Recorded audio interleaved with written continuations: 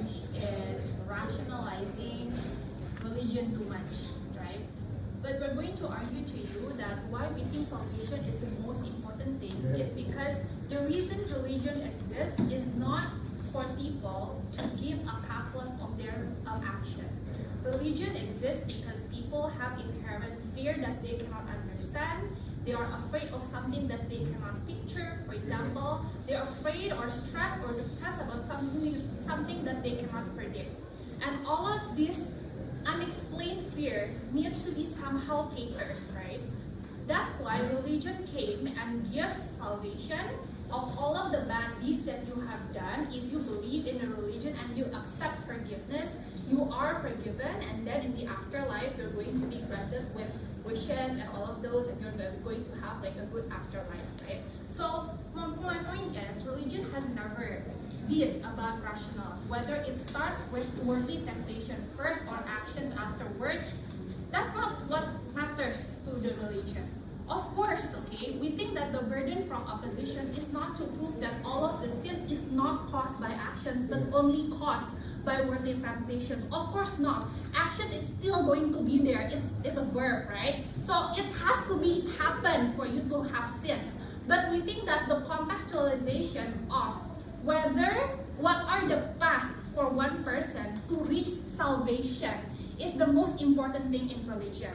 You can argue that there are a lot of extension here. Getting more followers, having social movement, creating policies, changing the world to a better thing. That all cannot happen if religion cannot give salvation to people. Because otherwise, people would not believe to a religion to begin with. They would seek other alternative of security and also other alternative of salvation, right? So that's why we think that closing opposition is the only theme that can prove to you why having worldly temptation in the narrative would help individuals, would help humans achieve salvation and accept the forgiveness in their respective religion.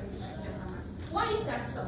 Because the government team rationalizes religion too much to a sense that it has become a zero-sum game, right?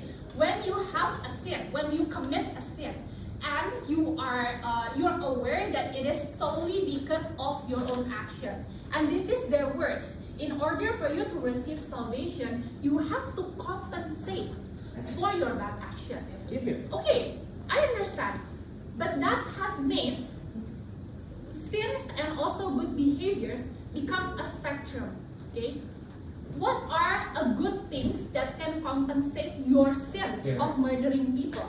You cannot bring a people back to life, right? So under that scenarios, no one that has committed murder, for example, can go to heaven or can receive salvation, right? But second of all, my member has explained to you that there are some degree of sins that might not cause physical, economical, or tangible harms to others, but it is still sinful. For example, being envy. For example, being selfish, right? That's why I ask, when a person do good things simply because they want to go to heaven, is it sinful? Yes, because you're not giving compassion, you're not practicing the value of religion, but you're doing that because of your own interests, ladies and gentlemen, right?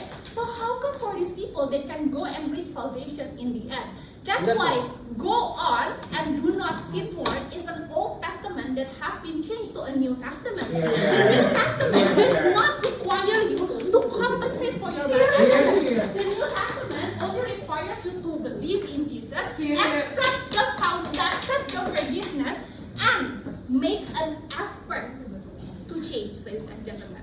So when the narrative does not primarily emphasize on the actions of individual, it changed the whole narrative that sin happens because there is worldly temptation. Is it logical? No. I understand that actions is still there, you're still at fault, yes. But take it into account that that is not the purpose of religion, to rationalize all of these things, okay?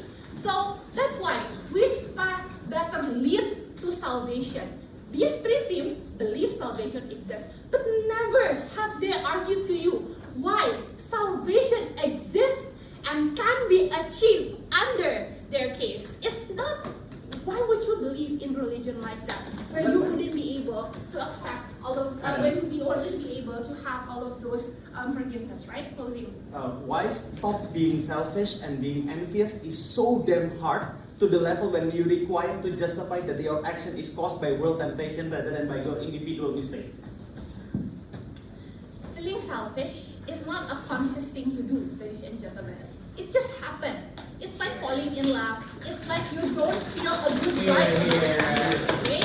So I ask you, if someone you thought is beneath you in any way, you think that they are not as accomplished as you, for example, in high school or in university. But then after like an alumni gathering, turns out he's become a CEO of very multinational companies and very successful. You cannot help him to feel like, what the fuck, what happened to this person? Okay? One little things of saying, how are you? Do you know what happened to this person? We haven't met him in such a very long time. And then eventually turns out it becomes a gossip. You never intended to happen, but still happen. So it's impossible for you to put the burden on a human to always make a perfect action throughout their life.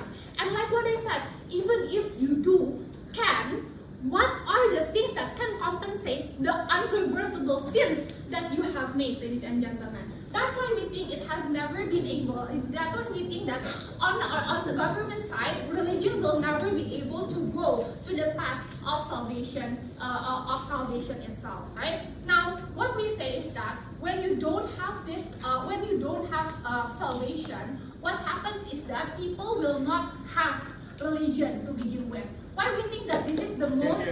We think that this is the most relatable narrative, right? That people can accept, because we think that in desperate times people goes to religion. It's true. It's supranational, transformational, all of that. But the transformation cannot be made at the expense of I want to be better. That's why God says it's easier for a child to go to heaven compared to rich people, because rich people always have selfish intention, which is not the case that you can have in government branch. Thank you.